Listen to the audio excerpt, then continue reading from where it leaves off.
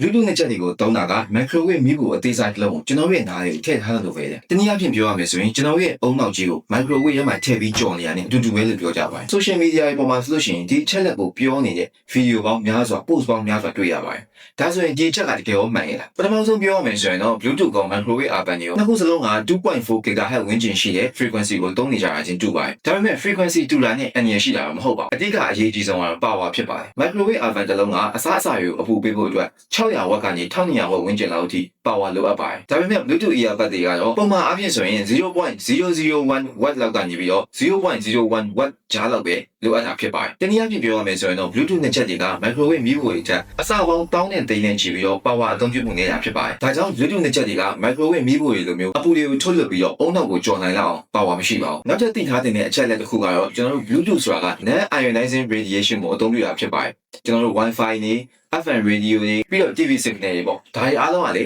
non-ionizing radiation တွေပဲဖြစ်ပါတယ် DNA ကိုတိုက်ရိုက်ပျက်စီးစေတဲ့ radiation တွေကကျတော့ ionizing radiation တွေဖြစ်တဲ့ X-ray တို့ gamma ray တို့ဖြစ်ပါတယ်ကွာဆိုတော့ကျွန်တော်ပြန်ပြီးချုပ်ရမယ်ဆိုလို့ရှိရင် Bluetooth နဲ့ချက်တွေကိုအသုံးပြုတာကကျွန်တော်တို့ microwave မီးဖိုထဲမှာကျွန်တော်တို့အုံနောက်ကြီးကိုထည့်ကျော်နေလို့မျိုးလုံးဝဖြစ်မှာမဟုတ်ပါဘူးဒါကိုစိုးရင်စရာမရှိပါဘူးဒါဆိုရင် Bluetooth နဲ့ချက်တွေသုံးတဲ့အခါမှာတကယ်စိုးရင်ရမှာဘာလဲဆိုတဲ့အခါကျတော့ကျွန်တော်အတန်အကျိန်ထားမိတာနဲ့အချိန်အကြာကြီးစက်တိုင်ထားထောင်မိတာမျိုးဖြစ်ပါတယ်ဒါကြောင့်ကျွန်တော်တို့ Bluetooth နဲ့ချက်တွေအသုံးပြုတဲ့အခါမှာတတိထားတဲ့